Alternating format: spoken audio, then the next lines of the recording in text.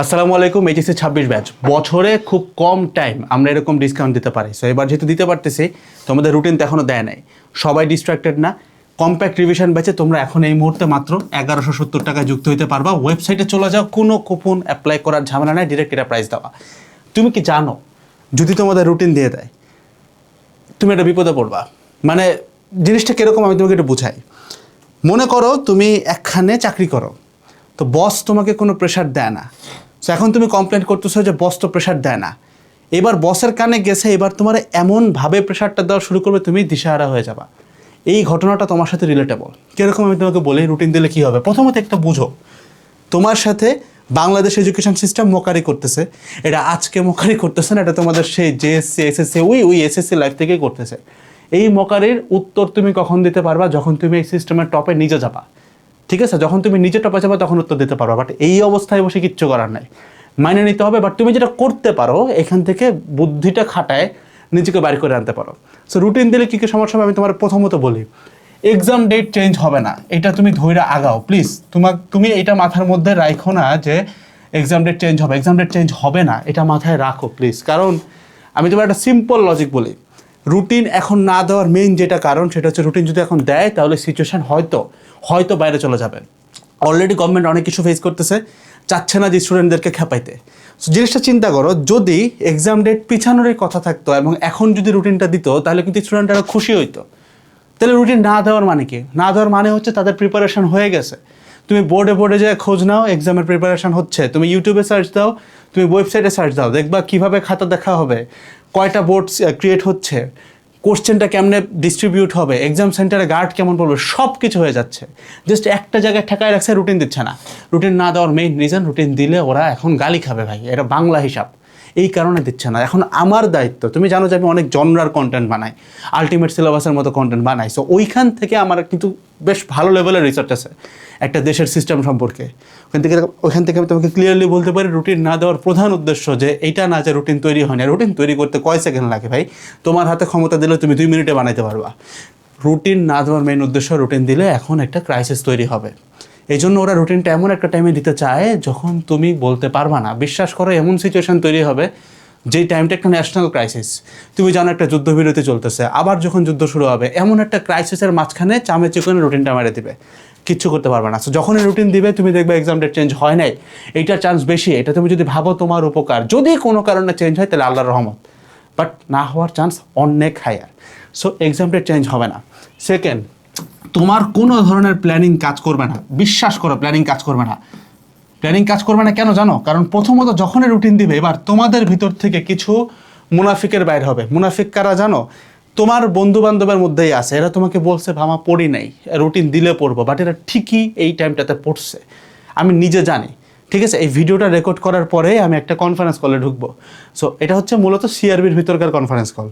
তো আমি অলরেডি এই কোশ্চেনগুলোর একটা মোটামুটি সেট অফ কোশ্চেন জানি। আমি জানি পোলাপান কী লেভেলে পড়তেছে। আমাদের কনফারেন্স কলের প্রাইভেট গ্রুপে 1000 মেম্বার আছে, 1000-এর কিছু বেশি হবে সিআরবিরটাতে।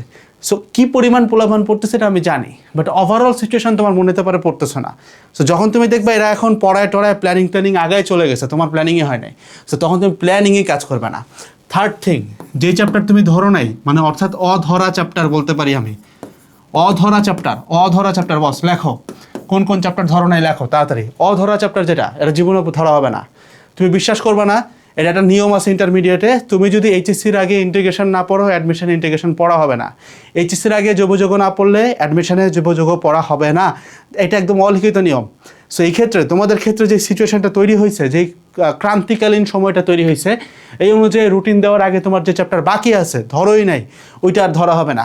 সো এরকম অনেকগুলো পয়েন্ট আমি তোমাকে লিখে দিতে পারি, বাট তুমি এটাতে ভয় পেয়ে যাবা। আমার উদ্দেশ্য তোমাকে ভয় দেওয়া না, আমার উদ্দেশ্য সিস্টেম তোমাকে অলরেডি ভয় দিচ্ছে, আমি তোমাকে এখানে অভয় দিয়ে বলতে চাই, এই মুহূর্তে তুমি যদি নেক্সট কাজগুলো করো, এখনই কাজগুলো তোমাকে আমি বলবো, তাহলে তোমার এইগুলোর কোনোটাই ঘটবে না। আমি এই প্রবলেম আর বাড়াবো না ভাই, অনেকগুলো করা যায়, অনেকগুলা। তোমাকে জাস্ট সলিউশন বলে কি করবা। রুটিন কবে দিতে পারে? এখন অলরেডি 11 তারিখ চলে। আমরা রুটিন দেওয়ার আগ পর্যন্ত সিআরবির ওই 1170-এর ডিসকাউন্টটা রাখবো। সো রুটিন কবে দিতে পারে আমি তোমাকে একটা অ্যাপ্রক্সিমেট ডেট দিই। এই উইকে রুটিন দেখার চান্স খুব কম। এই উইকে তুমি দেখবা না, তবে এই উইক শেষ হইতে হইতে তুমি রুটিনের চেহারা দেখে ফেলবা। এইটা আমি তোমাকে আমার প্রেডিকশন থেকে বলতেছি অ্যান্ড কিছু ইনার সোর্স ইউজ করে তোমাকে বলতেছি, এইটা হওয়ার চান্স 90%। সো রুটিন যখনই দিয়ে দিবে, আমি যদি চিন্তা করি তার আগেও স্টিল আমার কাছে 5 থেকে 7 দিন টাইম আছে, যেই টাইমটা যদি আমি একটা ফুল এফোর্ট দিতে পারি, যারা ভিডিওটা দেখতেছো, things can change a lot. Even 180 degree ঘুরায় ফেলা পসিবল। কি করব? প্রথম কাজ না ধরা চ্যাপ্টার ভাই। প্লিজ একটা জিনিস বুঝো, তোমার টার্গেট এইচএসসি না বস, তোমার টার্গেট এইচএসসি না। সো যে চ্যাপ্টারগুলো ধরো নাই, ওই চ্যাপ্টারগুলোর উপর অ্যাটলিস্ট মিনিমাম একটা প্রিপারেশন নাও।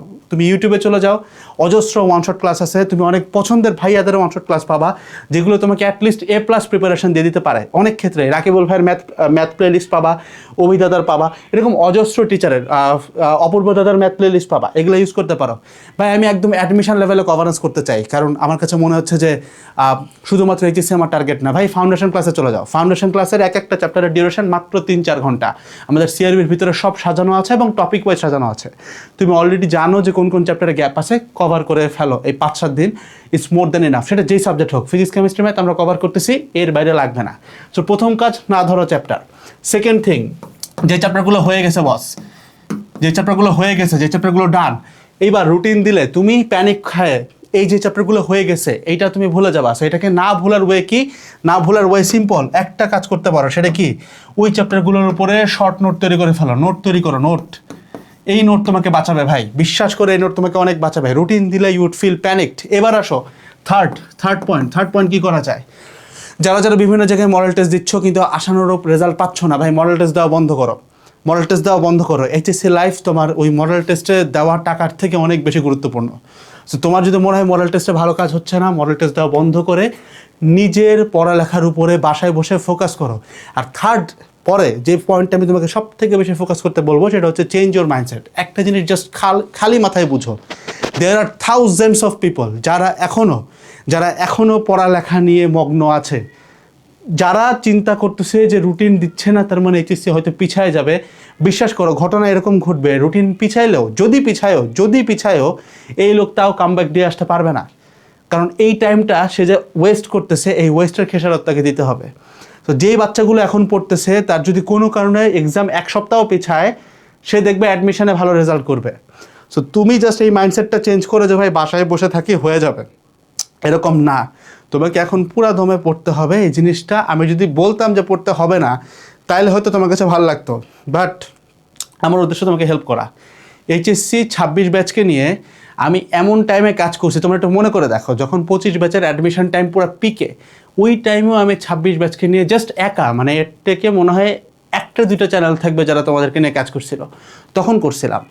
এখনও তোমাকে আমি বলতেছি, তুমি দেখবে এখন 26কে নিয়ে কন্টেন্ট খুব কম, এখন মেজরিটি কন্টেন্ট 27কে নিয়ে। সো তোমাদেরকে আমি বারবার বলতেছি, রুটিন দিলে things will go out of your hand ভাই। তুমি চিন্তা করতে পারবা না যে পুরাপুরি বাইরে চলে যাবে, তোমার তো কন্ট্রোলই থাকবে না।